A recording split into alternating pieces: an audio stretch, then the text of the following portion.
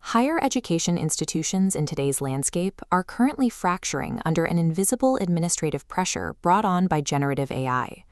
Most campuses have already updated their academic integrity guidelines. These committees have successfully defined what institutional data they must protect and what AI disclosures they require from students. However, completing those two steps exposes a critical failure point. Most institutional policies lack any mechanism for the prove phase. This structural model requires all three supports to remain stable.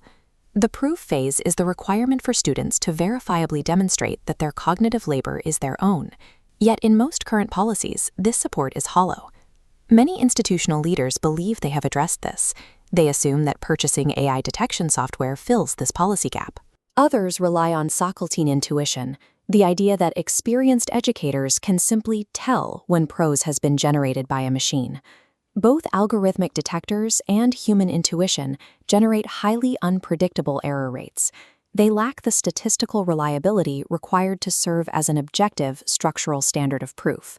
When an institution relies on these methods, it forces educators into an adversarial posture.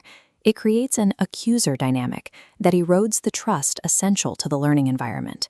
To navigate this transition, leadership must redefine the educator's role. Faculty can no longer act as AI police. They must become inquisitors of student thinking, using a structured framework. Without a reliable, operationalized prove mechanism, an academic integrity policy remains unfinished. It leaves the institution vulnerable to the very disputes it was designed to resolve. Consider the standard operational workflow at the end of a semester. A student submits a final digital assignment for grading. This flowchart illustrates the disruption of inserting an AI detector into the grading process. The algorithm flags the work. The student denies using AI. We have a false positive. This creates an immediate administrative burden. Student trust dissolves, and your office manages formal academic grievances. Alternatively, the faculty member may be correct in their suspicion, but because they are relying on a detector, they lack cryptographic or procedural proof. When the claim cannot be objectively proven, the interaction degrades into an adversarial dispute over academic standing. This unprovable state creates significant tuition liability. It opens the college to direct legal risk when financial aid or enrollment status is on the line. This operational flow creates a dead end for higher education administrators. Regardless of which branch the accusation follows, the institution loses time, resources, and reputation. AI detection is a structural trap. It forces your institution to shoulder an impossible burden of proof against its own paying students. Escaping this liability requires a structural redefinition of the educator's role. This comparative axis shows the necessary transition, moving away from the role of the faculty as police and toward the faculty as inquisitor. The policing mindset is characterized by an obsession with inspecting and prosecuting the final submitted product. The inquisitor mindset focuses instead on interrogating the timeline, the cognitive steps, and the process of creation.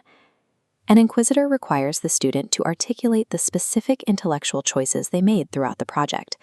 The final submitted product is irrelevant if the student cannot defend the process used to create it. By interrogating the timeline rather than policing the document, administrators protect their institutions against the liabilities of false accusations.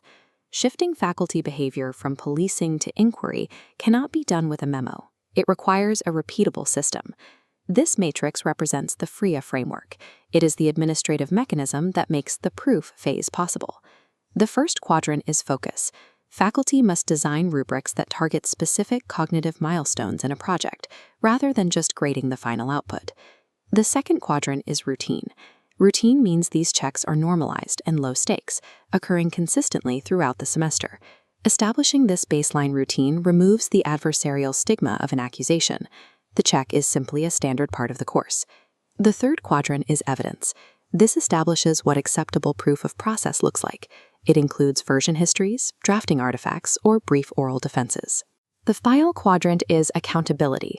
Accountability is the administrative measurement of compliance. It ensures faculty are assessed and supported as they adopt this new assessment model. FRIA is the operational vehicle that finally makes the prove phase of an AI policy enforceable.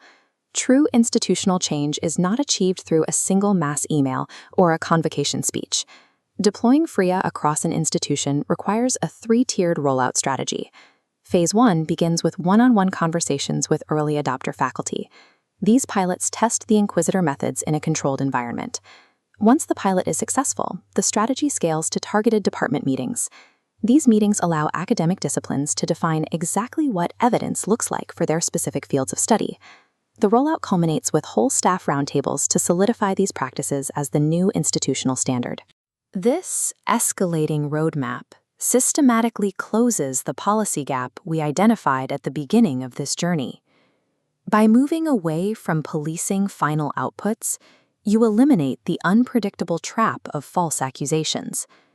This model provides financial protection for tuition revenue, and it prioritizes student retention by completely removing the adversarial dynamic. By operationalizing the FRIA framework, administrators structurally restore academic integrity. You turn a massive systemic liability into a defensible standard of proof.